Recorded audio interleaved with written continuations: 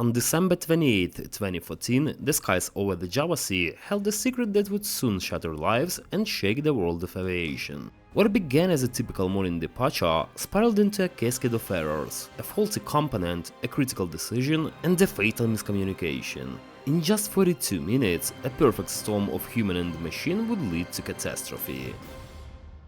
This is the story of Indonesia AirAsia flight QZ8501. It was a typical early morning in Juanda International Airport in Surabaya, Indonesia on December 28, 2014. The skies were dark with the sun yet to rise, and the tropical air was heavy with the promise of storms not uncommon for Indonesia during the rainy season. Indonesia AirAsia flight QZ8501, an Airbus A320 registered as PKAXC, was preparing for its routine international flight to Singapore. On board were 162 souls, 155 passengers, including 17 children and 1 infant, and a crew of 7 consisting of 2 pilots, 4 flight attendants and an engineer. Most of the passengers were Indonesian, with 41 belonging to a single Christian church group from Surabaya traveling together for a holiday. Among the passengers were a South Korean family of 3, a Briton, a Singaporean, a Malaysian and a French co-pilot. The diversity of the passengers reflected the cosmopolitan nature of the route, a popular short-haul flight connecting 2 bustling Southeast Asian hubs. In the cockpit, Captain Irianto, a 53-year-old Indonesian with over 20,000 hours of flight experience, was in command. A former fighter pilot who had transitioned to commercial aviation in 1994, Irianto was known for his discipline and passion not only in flying but also for motorcycles, being a member of a local enthusiasts club. His co-pilot was 46-year-old Remy Emmanuel Plezel, a French national who had made a dramatic career change in 2012 after years working in management at Total Energies. With 1,400 flight hours, Plezel was relatively new to commercial aviation but had trained in France and was serving as the first officer. The crew was rounded out by flight attendants like 22-year-old Kairuniza Haidar, who had dreamed of flying since childhood and recently posted an Instagram photo captioned "I love you from 38,000 feet." At 5:35 am, slightly behind schedule, flight QZ8501 lifted off from Juanda International Airport, climbing into a pre-dawn sky over the Java Sea. The plane ascended to its cruising altitude of 32,000 feet within 14 minutes, joining Air Route M635, a northwesterly path over the western Java Sea towards Singapore. The flight was in contact with Jakarta Air Traffic Control and everything appeared normal. The pilots monitored their instruments, aware of severe thunderstorms in the region, a common occurrence in Indonesia's wet season, but nothing that seemed out of the ordinary for an experienced crew. At 5:57 am, the flight attendants advised passengers to fasten their seatbelts due to expected turbulence, a precaution given the stormy weather. 3 minutes later, at 6 am, a chime sounded in the cockpit, accompanied by the illumination of the master caution light. The electronic centralized aircraft monitor displayed a warning indicating a fault in the radar travel limiter unit, a component that regulates the radar's movement to prevent excessive deflection at high speeds. There was not a critical failure. The RTLU had malfunctioned 23 times on this aircraft since January 2014, often due to a cracked solder joint exposed to extreme temperatures in the non-air-conditioned tail section.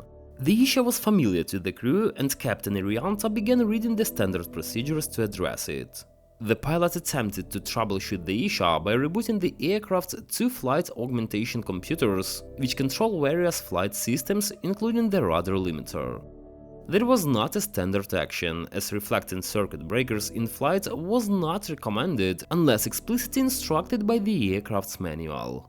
Irianto, possibly influenced by having seen maintenance crews perform similar resets on the ground, decided to pull and reset the circuit breaker for flight augmentation computer. This action, however, had catastrophic consequences. The reset of the FAC caused the autopilot and autothrust systems to disengage, and the aircraft's flight control system reverted from normal law to alternate law. In normal law, the Airbus A320's fly-by-wire system provides protections to prevent the aircraft from exceeding its safe flight envelope, such as stalling. In alternate law, many of these protections are disabled, requiring the pilots to rely more heavily on manual control and their training to maintain stability. At this point, the co-pilot Remy Plezel was at the controls, as Irianta focused on troubleshooting the ATLU issue.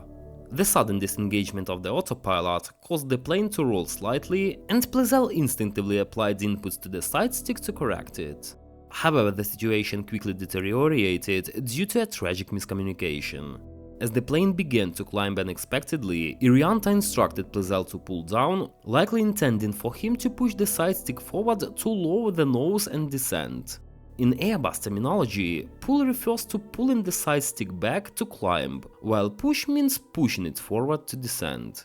Plezel, possibly confused by the ambiguous instruction or overwhelmed by the situation, interpreted pull down literally and pulled the side stick back, causing the aircraft to pitch up sharply.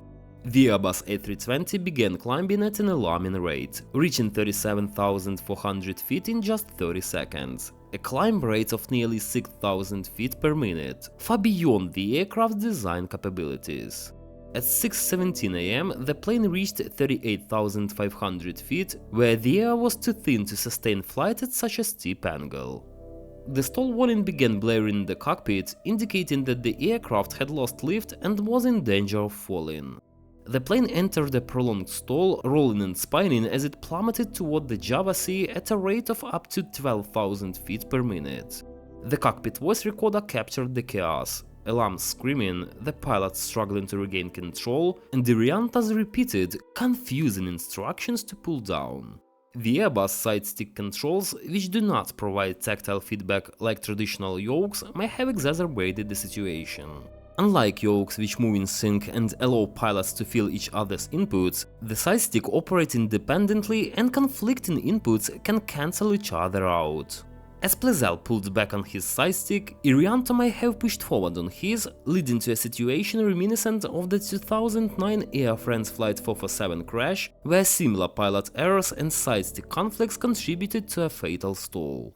The lack of upsetting recovery training for Indonesia AirAsia pilots, which was not mandatory in Indonesia at the time, left the crew ill-equipped to handle the high-altitude upset.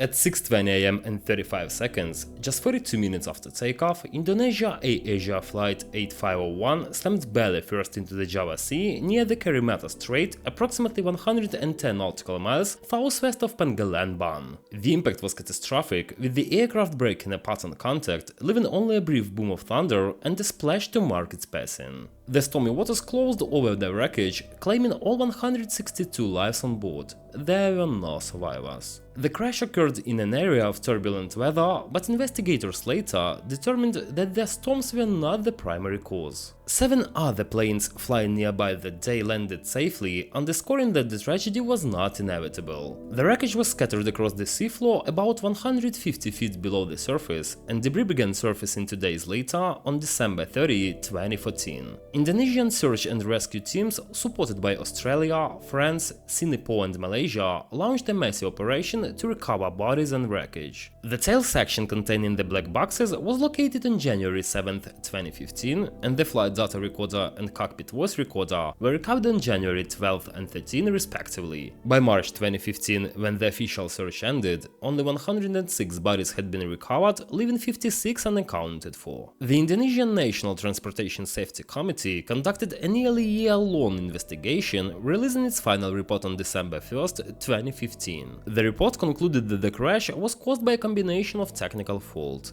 a cracked solder joint in the ATLU that had malfunctioned 23 times in the past year, and the crew's response to it. The captain's decision to reset the FAC circuit breaker in flight was a critical error, as it disabled the autopilot and triggered the chain of events leading to the loss of control. Miscommunication between the pilots, particularly the ambiguous pull-down instruction, exacerbated the situation, leading to the aircraft entering a prolonged stall from which recovery was impossible. Indonesia AirAsia Flight 8501 was a preventable tragedy, a stark reminder of how a cascade of small errors, technical, human and systemic, can lead to catastrophe. The cracked solder joint, the captain's ill-advised reset, the miscommunication in the cockpit and the lack of training all aligned in a perfect storm, turning a routine flight into a disaster. The loss of 162 lives left an indelible mark on the families, the airline and the nation, but it also spurred reforms aimed at ensuring such a tragedy would not happen again. As the wreckage settled on the Java seafloor, it carried with it lessons that continue to shape aviation safety today.